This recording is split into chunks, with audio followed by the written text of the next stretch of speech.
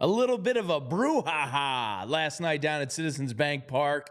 A fun one as the Phillies pull out a great victory. And Kyle Schwarber, he now owns an MLB record. We're going to talk about it all next here on the PHLY Phillies podcast.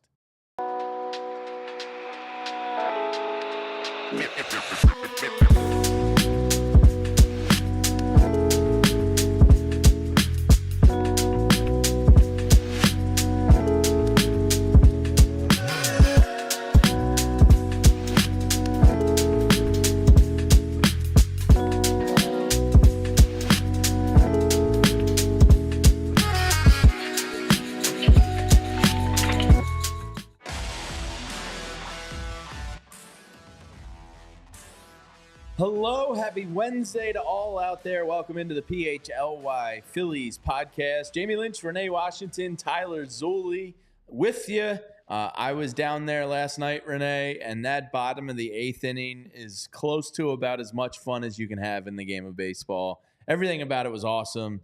Just a great overall win last night. We'll talk about Ranger. We'll talk about Kyle Schwarber being in rare. We'll talk about all of it. But my feeling leaving the ballpark was fun. It was just one of those fun nights. And of course, the show is brought to you by our friends over at Bet365. It's never ordinary at Bet365. I was walking into the game last night and I could smell a baseball over in the air.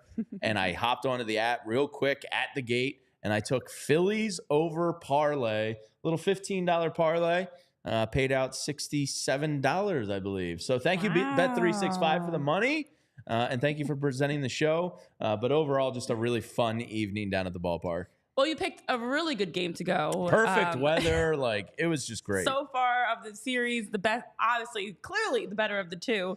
And it was exactly what you expect from around mid-September game. You get a little bit of drama, a little bit of chaos. You get some good offensive performances. You get some sprinkled and unfortunate injury that, as we'll talk about with Kyle Schwarber. But that was a game that, yet again, the Phillies find a way to next player up. It was Cal Stevenson's turn. He's got a birthday coming up tomorrow, actually. And, I was thinking as the game was rolling on, what a great opportunity to ring in your birthday with such a big play to help get the offense going, to help get them on the scoreboard, to help take the lead. But it was electric last night. Now, that's 2 nights in a row at Citizens Bank Park. It was the Buddy chant. It was the Cody Clemens walk-off. It was the benches clearing and the 5-run rally in the 8th inning. Back-to-back nights that at Citizens Bank Park, you get that postseason feeling. And it just reminds us, Red October is oh so close and right around the corner. Yeah, it is. The Phillies are having a really strong, come from behind, resilient, team bonding type of week. They're pulling out some gritty wins here. I was leaving the game last night, and obviously Cal Stevenson, I think he had 2 RBIs and 102 career at-bats. Got 2 in 1 swing last night. Baseball's weird and romantic and beautiful. How can you not be romantic about baseball, Tyler? But a lot of great things happened. But I was leaving the game and I was like, all right, who do I give that credit to for this win? The guy I was thinking about was Orien Kerkering. Ah, yes. He came into the game last night with a man on first and third. Ranger Suarez, which we'll get into in a second, inherits the game from him. Tied up, runner in scoring position, 1 out. Should be a situation where a competent MLB team can get that runner home. And Orien was filthy. Yeah. He really kind of kept that thing alive for you. And then the Phillies were able to, put up a crooked number and kind of bust it open there. But I think Orien Kerkering gets the Bill Rafferty double order of onions last night award for the game. That was good stuff from him. It's a great point you bring up because we talk so much about the offense, needing to get going, needing to provide some run support. And obviously, yes, you got to score runs to win the game. But the bullpen, just in, yes. Breaking news, guys, hot take, scoring runs wins you games. But I will say, and that's all sarcasm, for the bullpen, that has been one of the key areas for this team. We talked about the starting pitching as the backbone. I'd say the bullpen's like the rib. I feel like they are such, the heart. I don't know what organ to compare them to. But they are so pivotal for this group because when you have the ability to have scoreless showings, it was Matt Strom in the start of the season. We've seen Orien, who honestly was giving up on average 2 home runs per month. a month. Like the amount of runs he's given up so far this season have been very minimal. We know what Jeff Hoffman brings. We know what Carlos Kamehameha Estevez can add. So when you have this bullpen, Jose back, which was great to see. He's been great. Yeah. You know, you need to be able to lean on them in these big moments. That's their role. Come in with, you know, the ability to help your starting pitcher out like Orien did for Ranger last night. And because they have been back on their normal schedule, it all starts with the starting pitching, getting back to consistently those 6-7 inning performances. It's now allowed the bullpen to be able to get back to coming in without being overtaxed. And it was great to see last night. Another big moment for the bullpen. Hey, look who it is. Oh, we got a visitor. What's happening? Hello, Anthony. How are you?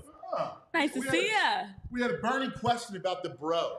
Somebody in our heard. chat just said, am I a jarred guy or a fresh from scratch sauce guy? Right, I have a big mouth. Nene knows that about me anyway. So here's the thing. Before you answer. Give me the situation. Before you answer. So we're going to the subject of this jarred sauce, which you should never use. It's the word. You don't need to use that. So VG is a jarred sauce guy. So I'm about to disown him. So he said, well, people have a look for the jarred sauce. Like, and by the way, I'm talking about a quick marinara. It takes 15 minutes to make. Fresh. Use fresh basil, right? Good tomatoes, olive oil. Bing, bang, you're done, right? He said, bro looks like a jarred sauce guy. And I came to your defense. I said, no, he's a foodie. So there's no way that he would stoop to that level and use that slop. So I am a combo. I was going to say, I feel like with young kids, you may have switched to, with littles, you may have switched to being a jar guy lately. But you do, as a foodie, give me when I make my your pure my chicken parm and my cutlets, I make a sauce from scratch. When I do like a bolognese, stuff like that, I do it from scratch. But I do keep a Michael's of Brooklyn glass jar in the cabinet for times when like it takes 2 seconds. I agree with you. It's better. It tastes fresher. How about you? Yeah, no, I'm not a jar guy. I knew you were. I knew it because you have elite taste. Thank you, cuz. Thank you. You know, I like to make things from scratch. Yeah, it's got to be. I knew it. I knew it. Oh, yeah. I cannot lie. I'm a combo guy. Where's the combo guy fall on this? I don't know. I think we can give him a slight pass. I'm not Vince or VG. No pass. No, he's got great taste. I like my food. I know. Yeah. That's all right. Yeah. That's all right. But look, best record in baseball. Yeah, Dodgers lost. Oh yeah. We told VG because he was in full-fledged panic mode last month. That listen, we're gonna get to middle of September. Oh yeah. And we're gonna look at it and go, not even remember the scuffle. Oh yeah. Yeah, I'd like to see Ranger come back to life a little bit. It's tough when he's coming off an injury his velo is down. And he worked. Career high in hits last night. The key is they're still working out of it. You know, to have such a big slump, it's not going to overnight fix. And right now it's Ranger, it's the injuries, but overall the offense is getting back. The bullpen's nasty. Bryce's bullpen's looking great and starting pitching with the top three. Alvarado looks good. Alvarado looks good. Since returning from the personal issue, he's lights out. And all of a sudden, by getting Estevez, you've taken the pressure off of him. Right? Bingo. So everybody else. So he's been allowed to breathe. He looks great. I love where the bullpen is. I think their lineup is Orien I just gave Orien before you came in here credit for winning that game last night. Yeah. Oh, yeah. He comes in 1 out, inherits first and third, and big. just went at people. He trusts his fastball again. The sweeper's nasty. He kind of kept him in that game last night. He's a beast right now. Yeah. I mean, between Hoffman, Strom. They're nasty. Oh this is the best bullpen they've had. Having a legit closer. Exactly. You know. I mean, the best thing that happened was you were able to reset the bullpen. They had been struggling, as we saw. And by them struggling, it was you give up a run here, you blow a save. They had been struggling compared to where they started the season. But now that they've been able to reset, it gives you that balance that if Ranger does struggle. Aaron struggled the other day. You now can lean on the bullpen when you need to instead of needing them every game. We don't have bullpen games. We don't have to have openers or anything like that. The fifth starter is still a question mark. But Again, that's not a big issue for the. That's not the issue for the playoffs. Bingo. You don't need any of We'll take that now. They're in a great spot. I'll tell you, I'm getting excited. Yeah, I know. A little chill in the air in the mornings. The brisk mornings means Red October. Yes, it's shorts and hoodie weather. If they can somehow steal it and keep this up and get the home field throughout.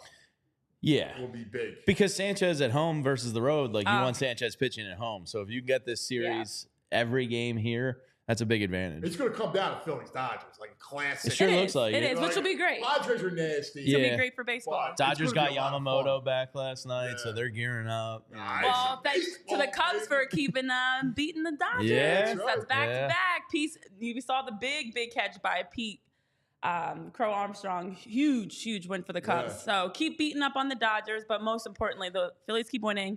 Home field advantage is going to be huge. Citizens Bank Park's already rocking. I was down there with our friend Bobby last night. Yeah. That's fantastic. It was a great night. Yeah. That was a fun. That was just. I left the game and I was like, man, that was fun. That was just a fun. Let's do it again. Yeah, good job. I love that. Don't judge me too. Next time we'll just bring up a chair. Join us. Come hang with us, especially as we're talking playoffs, man. Yeah. We're not talking regular season. We're talking playoffs. I knew I was going to let him down there with the combo guy answer. I know. But, and it's funny because in the chat, people were trying to get you to answer, but Cuz needed an answer. Yeah. He wasn't going to let that slide. I cannot lie. I'm a combo guy. I have a jar of Rayals or Michaels of Brooklyn in the cabinet usually on those. Oh, yeah. Those evenings where it's just a little late. But we were talking about Orien there. Great to be joined by Anthony. Now, Orien Kerkering has been lights out lately. If you go back to August 20th, which is kind of since he really started kicking ass, you can even go far back as his last 15 appearances. I'll read for you both.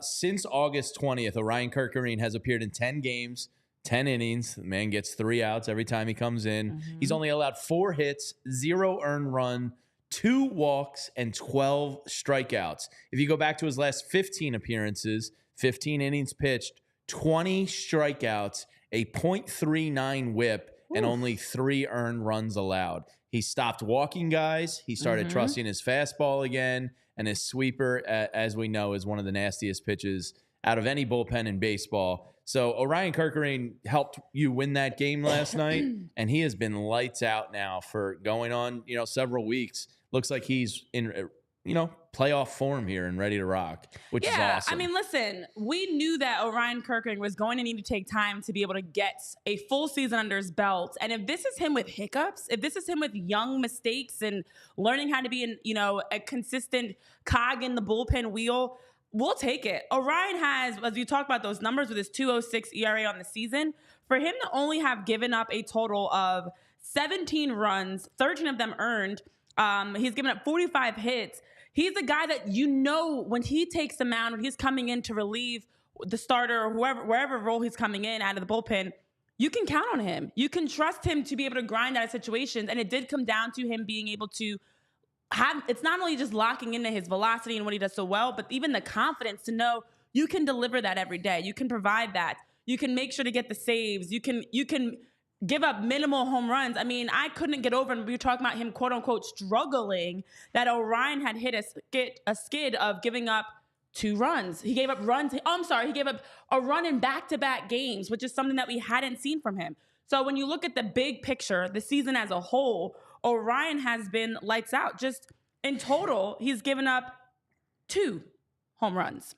Yeah. 2 home runs all season. And as I mentioned, he's given up 13 earned runs. Do you have the dates of those? Because it felt like the first one wasn't until late July. Yeah. Both of those home runs actually happened in August. In August. Okay. So even later. So that was his struggling stretch. Yeah. He had and I'll get the exact date for you. And look, it was probably a dead arm period. The guy only pitched 8 innings of major league level baseball last year. So it's natural for, even veteran arms to go through dead arm periods, let alone young guys. So Orien has been nasty. And as Anthony was just saying, Estevez on the back end, Orien's kind of that front end, high leverage guy. And last night was like a perfect example of why he's so valuable to this team. Because if you can leave Hoffman, Alvarado, Strahm, and Estevez for the back end and throw in Orien there in a high leverage spot where it's close, like that is a huge asset to have. So this guy is money. It took until August 8th against August the Arizona 8th. Diamondbacks for Orien Kerkering to give up the first home run of the season. And then he gave up a second home run August 15th. And everybody was like, oh no, Orien is struggling. He hadn't given up a single home run prior. And when you have him as your high leverage guy, we're not talking about him being your closer. We're not talking about him being your 8th, 9th inning. He can be that too. But on some teams, Orien would be your closer. Orien would be your, the guy that you're calling out of the bullpen to finish off the game. And yet the Phillies have the advantage and the luxury of having him, Matt Strahm, Jeff Hoffman, and Carlos Estevez, who you can have in any role out of the bullpen in a high leverage situation that you can count on. Jose Alvarado, as he's getting back to looking like the Jose Alvarado, Alvy, that we know. So these are, as we always talk about, great problems to have, but it's, for me, so excited to see that the bullpen is getting back to their routine. You're getting Matt Strahm, you're getting the scoreless showings. Yeah. That's what really has been such a big part of this team and the their bullpen, success. Renee, has been so great because last night I'm walking into the stadium and I had I could smell a baseball over in the air. Like it was like sausage, pepper, and onions coming out of the stadium, and then it was like, oh, I smell an over in the air, and I feel good about the Phillies winning. Let me get my Bet365 app right now and put in a little parlay. And it's never ordinary at Bet365. And whatever the moments are, it's never going to be ordinary at Bet365. So I threw it in last night, just a little $15 parlay, just to get a little action on the game I was at, because it's always a little more fun. Paid out $63 or $67.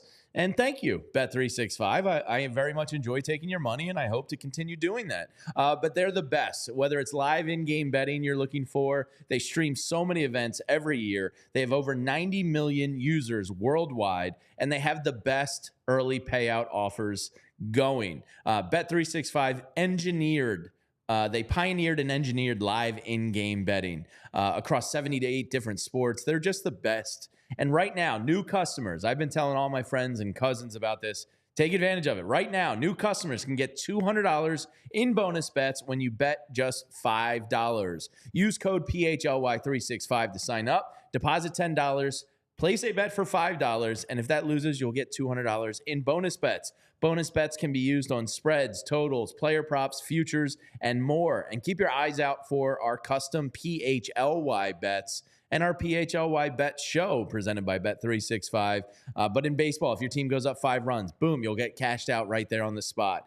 In football, for example, if your team goes up 17 points at any time, you'll get cashed out right then and there on the spot. There's so many boosts, such a good time. I'm still playing with house money for my bonus bets, and I've been rolling it into some winning parlays. So just download the Bet365 app. Use that code PHLY365 when you sign up. You can get that $200 in bonus bets. Whatever the moment, it's never ordinary at Bet365. Must be 21 or older and physically located in the state of Pennsylvania. If you or someone you know has a gambling problem and wants help, please call or text 1-800-GAMBLER. And I know there was question around when the playoffs start. October 1st, the wild card round begins. And with that, as we're talking about October, it means we're also deeper into the fall. And the fall season brings some allergies. Listen, Red October is almost here. And we want to make sure we can enjoy the season without having to deal with the sniffles, with the watery eyes, the congestion, the cough, all the frustrations that come with fall allergies. Allergies are caused, it could be your pet dander, fur, it could be dust mites, it can be tumbleweed, different types of plants.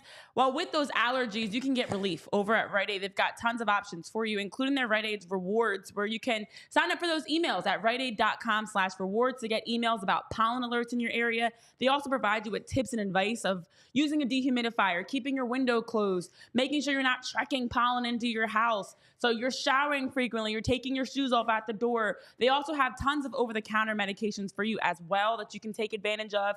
The nasal decongestants and sprays, the different medications they have help give you the relief that you need. And with Rite Aid, they've got all the things that you want and need around their LO Market pantry items, food and snacks, their refreshing, hydrating drinks such as their coconut water, their fall allergy medication. They also have great pharmacy services for you as well, so you can get notifications, mobile app, prescriptions easily refilled, all with Rite Aid. It's the convenience you need, the right decision to conveniently find everything you need to help. I also love their holiday section. You guys know I love the holidays. They've always got a great holiday section of like decorations. And right now it's filled with more fall seasonal things, some candy as we're already getting closer to start thinking about Halloween. So over at Rite Aid, you can get started today. They've got trained professionals and pharmacists always ready on staff, on site to help answer questions you have or point you in the right direction. So check out more details at riteaid.com/rewards for their rewards programs and their emails. But also if you're looking to get involved with their mobile app and their pharmacy services as well, Rite Aid has that too at riteaid.com/mypharmacy. So check it out with our friends over at Rite Aid. Man, a lot of people I know are struggling right now from seasonal allergies. So yeah, get over there and find out how you can help yourself. All right, let's start with the bad and then finish with all the good. There was bad last night, unfortunately, and my boy Ranger. I know. This pains me to bring okay? it up. Yeah, I was okay last night because his team picked him up. Orien came in and said, "Ranger, we got you." Got your back. Yeah, but Ranger, it was kind of tough to see the ball action from where I was in the stadium, kind of down the right field line. So I asked Tyler when I came in. I was like, "What were you seeing?" I was there. Tyler was like, everything was just flat and kind of humpbacking over the plate. I knew he was getting hit hard. I didn't realize it was career high in hits hard. So Ranger did let up to 12, hits last night, which is a career high, abnormal for him for sure. He did get up around 90 pitches. His velo was up a little from last game prior to that, not back to where it was prior to the IL stint. Not full-blown worried yet, but I've kind of come to terms with the Phillies not getting back the Ranger that we knew before the injured list drip. Unfortunately, I just kind of think it's not to say he's a lost cause. He's shown you he can still go out there and pitch and control and get his placement and spots, but it's going to be something that you're going to have to deal with. So Ranger is a little bit of a concern heading into the playoffs. Hopefully over the next 18 games or whatever it is, he snaps out of it. But what's that? 3 starts at most. So. Yeah. Here's the thing that I actually like about this stretch for the Phillies, and something that I have been actively trying to keep in perspective. You can't have this inhumane, magical season where everything goes perfect. Things have to go wrong, and it's how you battle through that's going to help as you get in the playoffs be able to have that deep run in the playoffs. Teams that typically have the perfect season, they get in the playoffs and they get shocked. Because you make one mistake, right? You make one mistake and it spirals out of control. You don't know how to handle that adversity. The Phillies are getting plenty of adversity throughout the course of, honestly, since the All-Star game. And they've worked through it. The latest is for Ranger Suarez, we knew coming out of his injury, they were going to continue to slowly ramp him back up. And the pitch count was going to be something we're keeping an eye on, but also his velo, his command. So to give up a career-high 12 hits on paper is very, very... it's discouraging. It's nerve-wracking. And let's be honest, Ranger didn't look like the Ranger of the first half of the season. But did we expect him to maintain that throughout the entire year? Absolutely not. And if you can get Ranger, who still has a 3.05 ERA, a 1.13 whip, his strikeout rate is 8.7 Ks per 9, and his strikeout to walk ratio is a 4.06. Now, the tough thing about Ranger, though, is when you look at his recent performances, he's been increasing the pitch count, yes, but he hasn't been able to give you the same amount of quality, deep inning performances. Hasn't been able, I should say, to make it through 6 innings in 7 of his last 8 starts. Yeah. And he has a 6.02 ERA in that span. So of his last 8 starts, only 7 of those was he able to get through 6 innings. And a big part of that is because he's been getting rattled a lot earlier and a lot sooner. So he's still 12-6 on the season. He still, as I said, has that 3.05 ERA, but it's going to take him time. And I hope that because it is only September 11th, that he is able to get a couple more quality starts in before the playoffs. Because if you can get Ranger, I don't expect him to get back to first half of the season Ranger, but with how you should have Zach, Aaron, and Christopher Sanchez pitching, if you can get him back to just being under a 3 ERA and being able to get you into 6-7 innings consistently without giving up, 4 runs and the wheels falling off, I think that's enough. So, I'm nervous, but I'm also encouraged by, again, the bullpen picking him up, the other starting pitching looking good, that he should be able to get on track. He's going to be starting early next week against Milwaukee. hopefully, again, a couple more quality starts and Ranger can sort of get back. He's probably going to be, somebody realistically that Rob Thompson has to possibly keep a short leash on. With the bullpen looking as good as it is right now, Orien is, most of them are just 1 inning guys. Maybe Jose Ruiz, if he keeps it up going into the playoffs, he could be like that 4th, 5th inning guy potentially. But I think Ranger's a guy that Rob is going to have to have a good pulse reading on.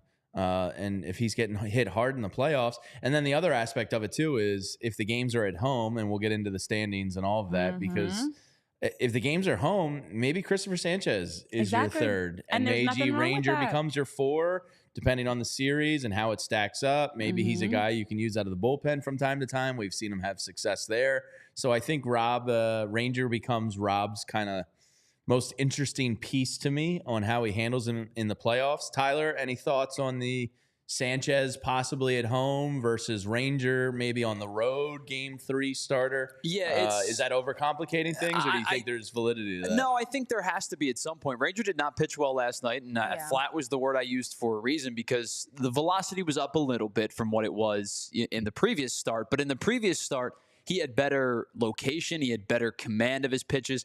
You could tell last night that, he fell in love with his curveball in the 6th inning, and it got him into trouble because he wasn't getting any swings and misses off of it. And the one time he left it up in the zone, I believe it was Christopher Morel hit it and drove in runs. I think that there is going to be a lot of matchup conversation to be had because, like you guys talked about, the home road splits for Christopher Sanchez are so stark. Yeah. You can't make that your only argument. To me, there's, it's definitive, obviously. Wheeler's pitching game 1, Nola's pitching game 2.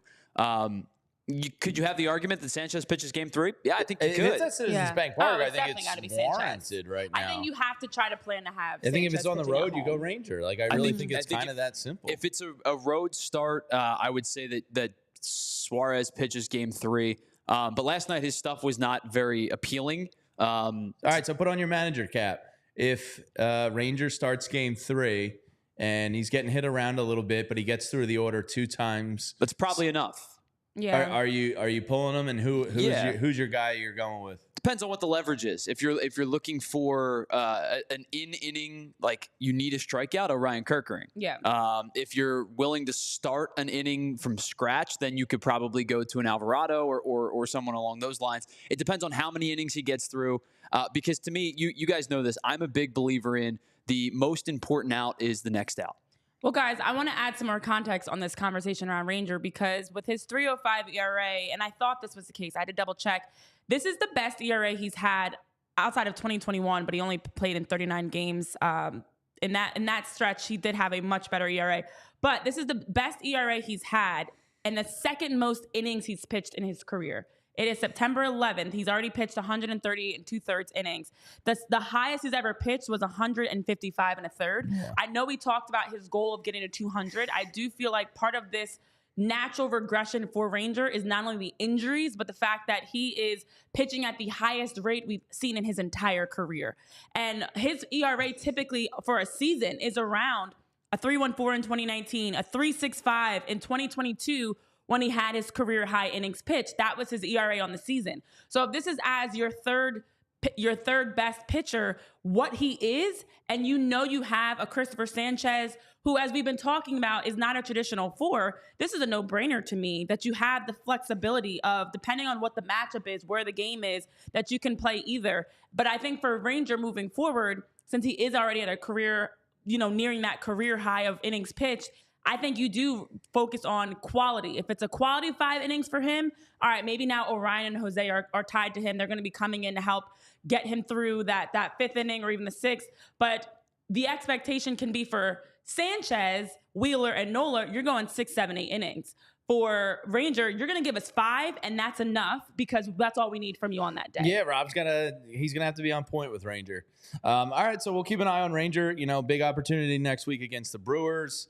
We'll get into the standings and all of that, but the Brewers won last night. You have a 3.5 game lead on them. and you're heading to Milwaukee for 3 with your horses on the mound. So you want a September playoff vibe. Next week is it after a tough Mets series this weekend.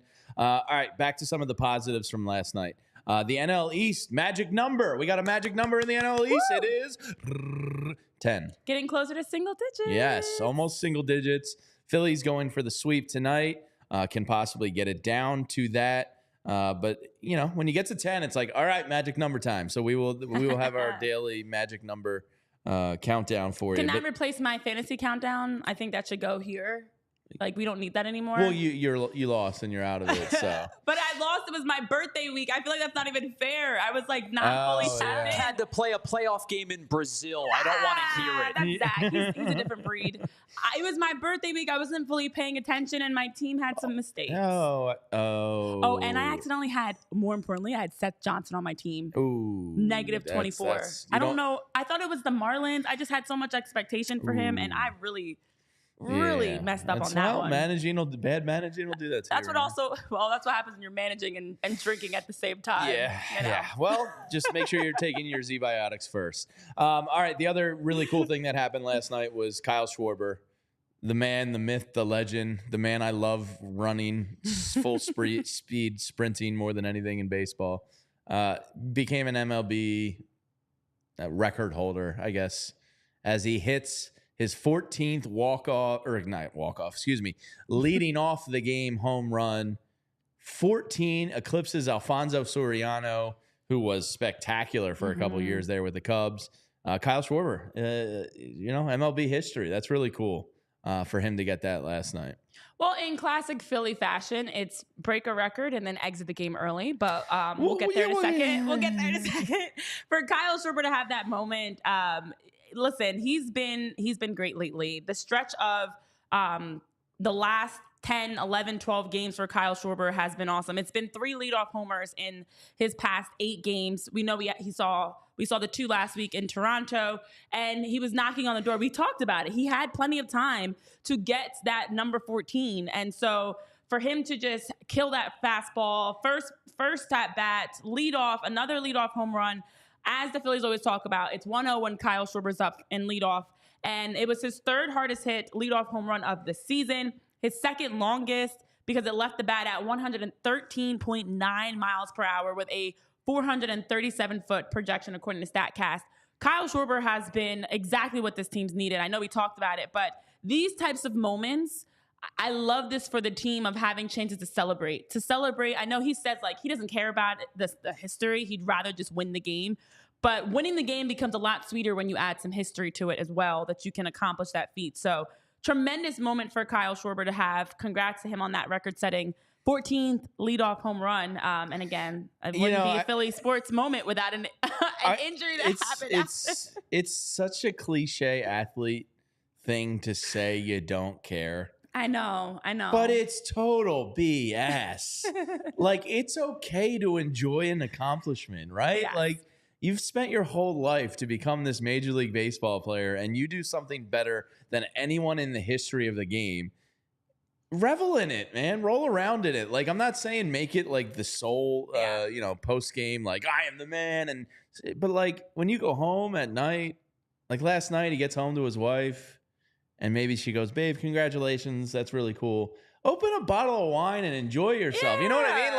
Like you don't have to do the cliche thing. Like, that's effing cool, you know? Like, enjoy it's so it, cool. man. And it's those things, like we talk about Alfonso Soriano. Like, someone someday is gonna be like, "Oh, you broke Kyle Schwarber's record that he set back in 2024." Like, these are cool moments that you have. It keeps you in the history books. It keeps you in the history books, and you can say things like, "I'm so glad that I got a chance to not only make this historic moment, but we also won, most importantly." I think there's a way you can still work it in. Zach Wheeler kind of said it best last time when he was talking about the Cy Young. He was like, "Yeah, it's a goal of mine, and that's okay to have goals because personal goals and accomplishments lead to team success." And it's like, yeah, so Kyle Schwarber, just enjoy the hell out of that. Enjoy the moment. We know it's a big, a big deal. And when you have those moments, you want to just be able to bask in it and enjoy it as best as you can. Block out the haters. Block out the haters, because you know what? There's no need to dim your light When you have a big moment like that, Kyle Schwarber, and you hit that 14th leadoff home run, enjoy it. Don't dim your light. And you guys don't have to dim your light either, because with Shady Rays, they always have the quality shades built to last to get ready for the season ahead. You can always make sure to check out Shady Rays, where you're going to get premium polarized shades. They're sleek, they're durable frames. They also give you hundreds of options and colors to choose from. Maybe you want to get some red shades to get prepared for Red October. Maybe you want to get some shades that match your fit or your costume, your Halloween costume, whatever it may be. So I know it's weird to say Halloween, actually. That was so bizarre to even say it. My September wife already 11th. started bringing it out. Ugh. But it's here, guys. And as we're deeper into the season, you want to make sure you have quality shades. Sunglasses aren't just a thing of the summer. They are a year-round thing that you want to make sure to always rock some great quality shades. And as an independent sunglasses company, Shady Rays has 300,000 people that have rated them 5 stars, over 300,000 people that have rated them 5 stars, because it's a world-class product. And they provide you with crystal clear optics and the ability to make any exchanges if you want to. You can always return them. They have a return worry-free 30-day guarantee where you can always exchange or return your shades. And there's no risk when you're shopping at Shady Rays, because they're going to provide you with a great opportunity to make sure you've got the great customer service to exchange them if needed. So I love the durability and the sleekness of Shady Rays, and you can rock them too. And again, if you don't believe me, believe the 300,000 people that rated them 5 stars. So exclusively for our listeners today, Shady Rays is giving out their best deal of the season. You can head over to shadyrays.com and use that code PHLY, which gets you 35% off polarized sunglasses, a Kevin Durant percentage deal. And you can try for yourself the shades that are rated 5 stars by over 300,000 people. Again, over at shadyrays.com, use that code PHLY and get 35% off of your Shady Rays when you shop today. And let me tell you about Rugged Road Coolers. I'm doing a little camping in the backyard on Saturday. It's not your extreme camping where I'm going, climbing and hiking. I'm just doing a little backyard camping with the girls. But we're going to have some juice boxes out there. I'll probably have some Miller Lights. And, of course, a nice Rugged Road cooler is great because, look, Rugged Road is dedicated to crafting innovative and durable outdoor gear for adventurers, even if it's just in your backyard, even if you're going down to the game to tailgate. It gives you the same quality materials and great product, but guess what? It's not going to take 4 people to carry it around. It's a more mobile, easier to use cooler for all your needs. If you're somebody that goes in rivers and creeks and bays and down the shore, maybe just pools, it's floatable. So you can bring the Rugged Road cooler with you. Its lightweight design makes it stand out from other heavy-duty coolers because they're incredibly light, making it easy to transport without compromising on performance. And they're crafted to handle the toughest environments. Their coolers are built to last, ensuring they're there for you on any adventure or any tailgate or anywhere you need a cooler. They're perfect for a variety of outdoor activities, from fishing and tubing to camping and tailgating. These coolers are designed to meet the needs of every outdoor or sports enthusiast. So gear up for your next adventure with Rugged Road coolers. Reliable, durable, and built to be used. Rugged Road is your ultimate outdoor companion. And holidays are coming up. They'll be here before you know it. If you head to ruggedroadoutdoors.com and use code PHLY, you can get 10% off. All right, we are going to get to Nick Castellanos. Can I give a quick shout out? Post-game, yes, sure. Who I found absolutely hilarious, but I want to talk about the Bryce Harper home run. Go ahead. I have a really quick shout out. Want to give a happy birthday to Weston Wilson. Today's his 30th birthday. He, as we know, just recently welcomed in his son, Walker Wilson. We saw him hit the cycle. Have a thing for the WW. They love the WW. I hope their middle name's also W. WWW. But exciting because it's his birthday today. Cal Stevenson's birthday's tomorrow. It's a birthday week. Maybe we get some extra birthday as zhuzh. We talked about, September is the 14 of the 15 most popular birthdays because people get horny at the holidays. Apparently. That's just a fact. This is true, apparently. And a lot Allegedly, of September birthdays. Reportedly. Officially. Walker Wilson sounds like that. Like that's a gunslinger name. Like that's in Tombstone. Walker Wilson? Yeah. Oh, Walker Wilson. So You're cool. gonna duel at high noon. So that was exciting. That's exciting today that Weston is celebrating his birthday. And now we also get to celebrate some more excitement with the benches clearing yesterday. Yeah. So real quick, my friend was sitting right by Bryce Harper's home run, or leaned over the railing and caught. the kid was, my buddy described to me as like probably 12 or 13 years old. Yeah. And he got, you got kicked out for that. So the kid and his family had to leave. Look, should you be reaching over the railing and grabbing balls? No. And that one was like really close. I think it was going to stay in the yard, to be honest. It was like right at the top of the fence. I can't fault a 12-year-old for wanting to catch a baseball, Like, I just feel like I saw some people like, boo, get out of here. I'm like, I have to leave the kid alone. There is an age cutoff. If you're a grown adult, it's a little nice grab by him. even that, like imagine you're even, an adult and you're a huge fan and you have the balls flying at you. You're like that guy last week. It happened. Yes. Like, your all right, you're not instinct, sure. I feel like, and you see this ball coming for your crotch at 108 miles an hour off the bat. It's like, do I let it hit my? Like, it's easy to say don't touch the ball, but when it's coming right at you and you can't gauge if the fence is going to catch it or not, like, exactly. what do? You got to brace yourself. You just take one in the nuts. Like, no, I'm not Roger Dorn. I'm protecting myself.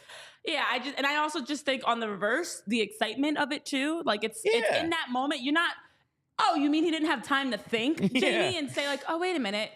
Bryce just hit this ball. The launch it angle might was 23 degrees. According to the data, wind, according to StatCast, according to the exit velocity, like you don't have time for that. You have a split second before that ball is reaching you to decide, am I putting my hands up or not? And if you said, as you said, sometimes you're not putting your hands up and you're getting whacked. Yeah, so I can't blame the kid. So but it was just like a classic. It was a good grab by the kid too, It was, and it was yet again another classic moment as Bryce Harper has been inching closer and closer. It's been officially a month without a home run. Okay, before we get to the Castellanos thing, let's just talk about the Bryce thing.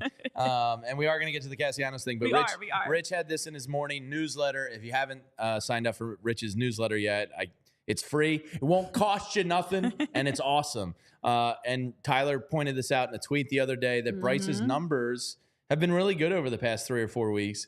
He just now has hit an official calendar month of not hitting a home run. Very weird stuff. But during his time of that last calendar month, he is hitting .337 with a .410 OBP, 14 doubles, and an .881 OPS. So Bryce clearly has a homer drought going on. He's come close a lot, but 14 doubles with a .337 average. It's I don't want to say it's sneaky because you notice the good play, but it's like through a weird prism because he hasn't hit a home run, and it's just weird at this point. Yeah, I mean, when you look at those numbers, fantastic month. Yeah, exactly. I know, as Rich was mentioning, there's just 11 hitters across baseball outside of Bryce who have over a .881 OPS on the season. Like he's still giving you production. That's something that we've talked about.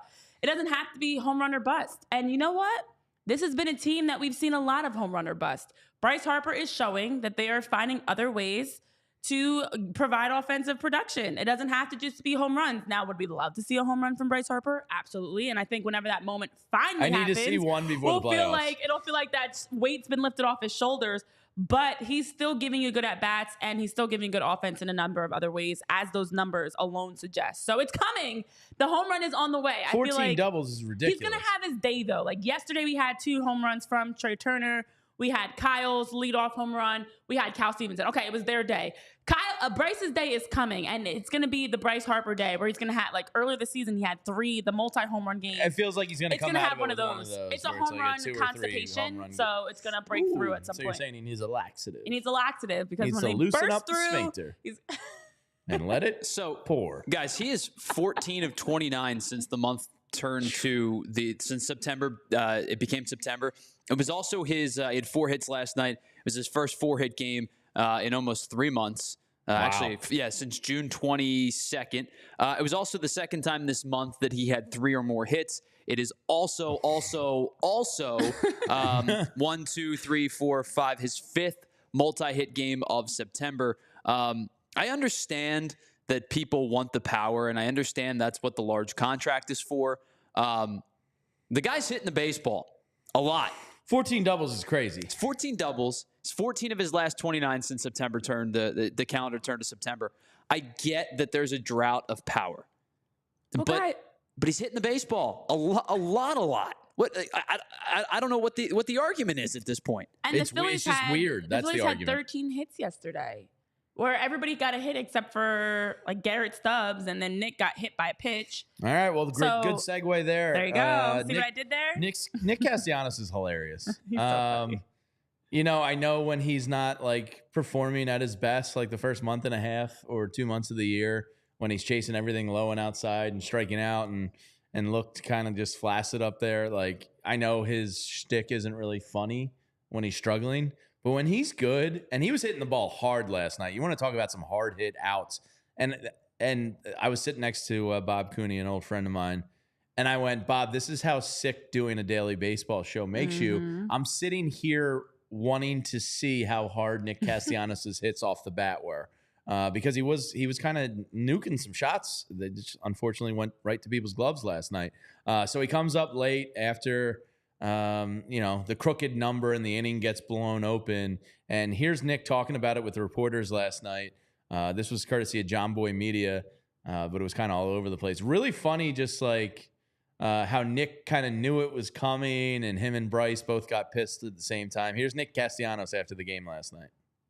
Yeah, I almost like I got into the box. I wasn't even swinging because I thought there was a chance that could happen, and it happened. I think that he was just pissed off that his numbers got messed up. You don't have any beef with him, right? No, just other than like having a overwhelming sense that I was about to get drilled. You thought it might happen just based on the way the inning went against him to that point, or?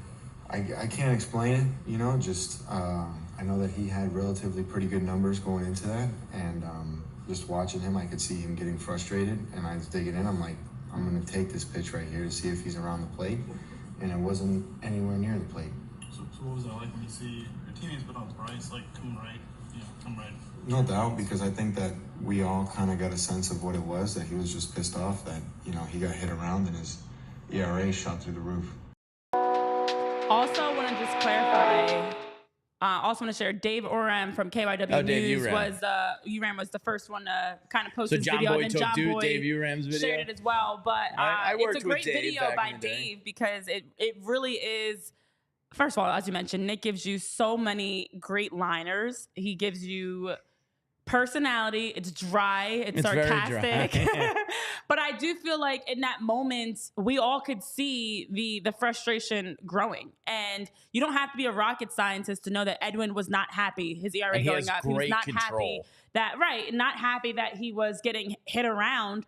And in that play, I like the fact that Nick was aware of this is what you get from a guy that plays every day. He's got the baseball savvy and IQ and awareness to know, okay, I'm about to get drilled by this ball, and I'm going to just stand here and take it. And he also didn't get too pissed because it was below the hip. Right. If that's higher up in his shoulder or close to a head area, it's probably a full-on fight last night. But he took it like kind of on the hip, butt area, and Nick knows, he's a veteran.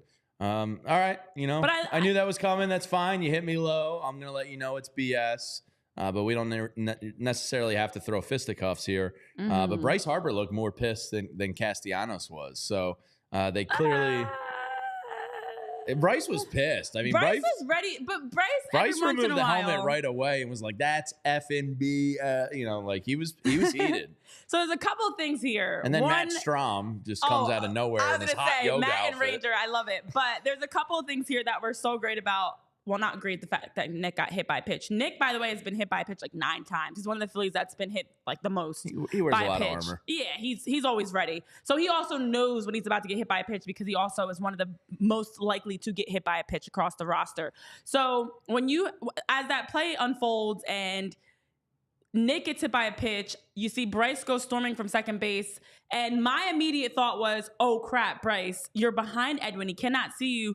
Don't blindside him. And I love that Bryce was mentioning post-game, he was saying how he didn't want to come across, he's like, I won't use the word, but I didn't want to come across I don't want to use the word. And I'm like, all right. Essentially, he said like a loser. But he's like, there's another word he would like to use. It's cowardly if you blindside a person in a fight. Even if you come in and push them, if you come in and lay hands on someone when they do not see you at all, it can come across a little bit cowardly. So he was saying he was waiting to see if Edwin turned around, then he probably would have shoved him, gotten his face a little bit more. But he was shouting at him, trying to get his attention and get him to turn around. And Edwin was saying how he just was locked in on Nick. He didn't know what Nick was going to do. But meanwhile, here comes Bryce behind you. And then here comes Matt Strom and Ranger in the shorts and the t-shirt, in their shorts, excuse me. And so I think what's great about this is Bryce needed to blow off some steam. Sometimes you need these moments. Sure. I know they said after the game, like, this does not build chemistry, does not raise any energy or whatever. It does. As an athlete, when you have these moments to just, this is fun. I mean, no one's getting hurt from it. You're not punching anyone. Yeah, I thought it was good. But it's fun. I've said it's for 2 like months adrenaline rushing. It's intense. You get to like yell at someone. And for Bryce, especially as we talk about that home run drought, you think he didn't need someone to yell at in a quick moment to just get his like anger out. So I feel like it's no surprise to me, and it makes total sense that it was Bryce that came storming in ready. He was ready for his moment to like release some of that anger and frustration. So it had me thinking. I'll ask each of you, and then I'll give my answer. The two Phillies you at least want to meet on the field for a fight. Current Phillies. So I'll start it and give you guys a second to think about it. Current because Phillies. Yes, on the team, because Matt Strom comes running out in the shorts and like cut off tank, and he was ready for some action, and somebody was like, "Oh man, Strom looks like he would be absolutely feral in a fight." I'm just gonna go with size and intimidation factor. I think cousin Jeff Hoffman is a guy who's like 6'5" and looks like a linebacker. I'd at least like to fight. And then second, and feel free to just use the same answers if that's who you think. I kind of think, I know Bryce has had some okay fights in the past where he threw the helmet and kind of whiffed on a punch. I think just like athleticism and strength and like power, Bryce and Hoffman are the two I'd least like to fight. But where would you go if you had to face off on the mound? Those are two great answers. Who you got? But you know it's what? Not going to be feel Ranger, like right? In a fight, I was going to say, because somebody like Jose and Carlos, they just seem too nice. Like, I don't think they're going to fight. But I actually am going to go with, I think fighting part of it is this level of kind of like having that crazy switch. Yeah. And I actually feel like Brandon Marsh could be that's someone a good one. that would be, I could see him turning like a switch. him. And then to be honest, I think Nick jump is on a your guy, back and like pull your eyeballs exactly, out. like a crazy fighter. And I think Nick is a guy. It's definitely Matt Strom for me as number 2, but Nick is a sneaky number 3 that he probably won't instigate the fight. But if you step to him, he seems swaggy enough that he's gonna come back with a clean the Marsh jab. Farrell one. Yeah, Tyler, who are your two you'd least like to fight? Strom was the one that jumped out to me right away. Strom is a outdoorsman. Yes. He is a hunter.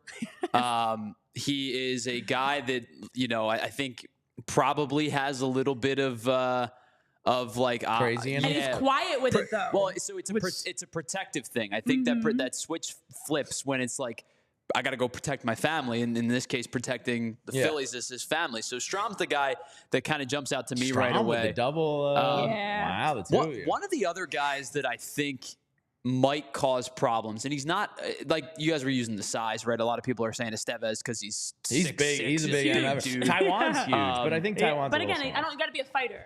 You know? We don't really know, but we're kind of speculating. Maybe my sneaky guy because he's more quiet, more reserved a lot of times. I know who you're gonna say, Orien. I would not know. I would not. Oh, that's not a bad one. I don't think. Right? I think JT Realmuto could throw hands. Ooh, yeah. I can see him being like MMA guy on the side. Yeah, there's this like weird, the weird kind of, quiet, reserved, and then all of a sudden, like you're in an arm bar and you're tapping out. Like, how did I get here? Yeah, so I think Strom's the big one. Like, there's a lot of like you said, Estevez being a big guy and whatnot. But I think Realmuto could have a sneaky say in this. That's a great answer. In the chat, we've got some good answers too. Yeah, the chat is lighting up.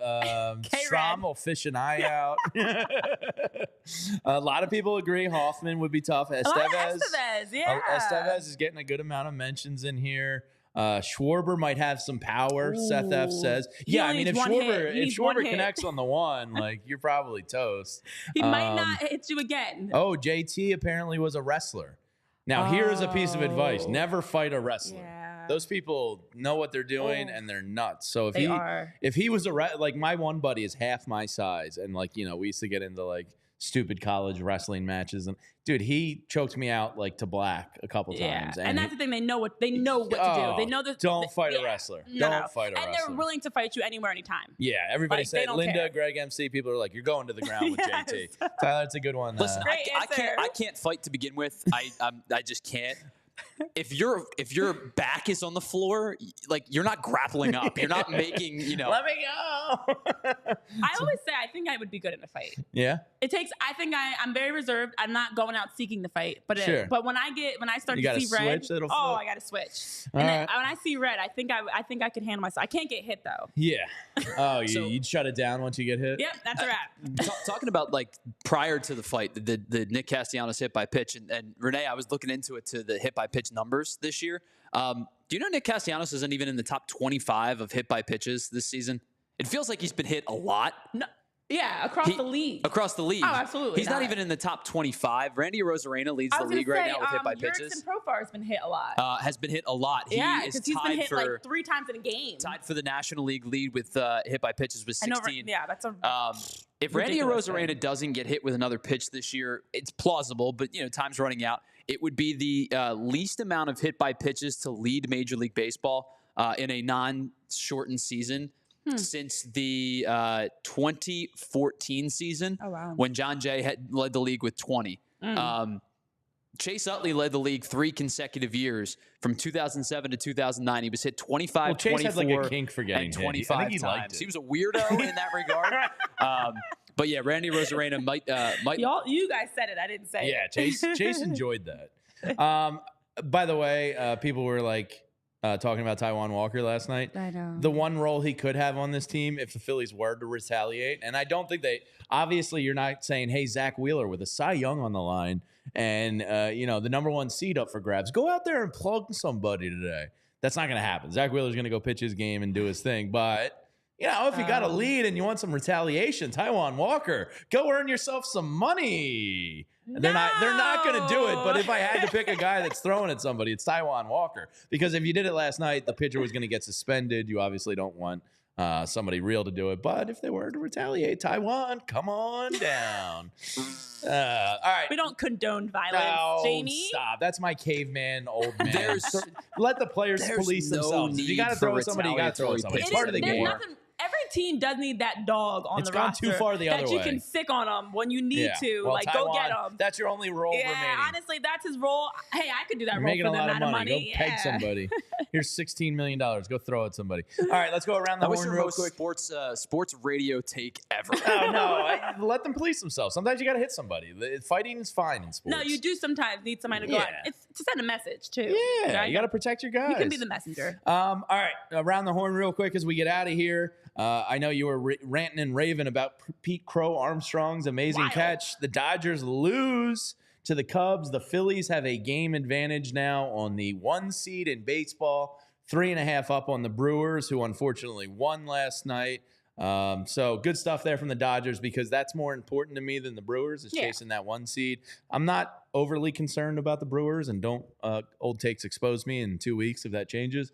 But I'm more concerned about getting that 1 seed than I am the Brewers. Yeah, and Yoshinobu Yamamoto looked good on the mound for the Dodgers. Showtime Inaga looked really good on the mound for the Cubs. But it was Pete Crow Armstrong that stole the home run and made that catch against Max Muncy's hit that was gone. And he stole it, snagged it off the wall, and that ended the game. Like, that was the final play of the game, and I just love the fact that the Cubs have won the first 2 games of this series because let the Dodgers and Brewers duke it out for that second spot in the NL, and the more that you can get some help, the better. So, yes, thank you, Cubs. By the way, PCA, we know he's not hitting a whole lot this year. He's only hitting, I mean, 246 is better than what it was a couple of months ago. But some of his fielding numbers, his range factor is 11, 97th percentile. Arm values in the 89th percentile. Arm strength is in the 95th percentile. And then sprint speed is in the 99th percentile. He's an elite defender. So he's Johan Rojas.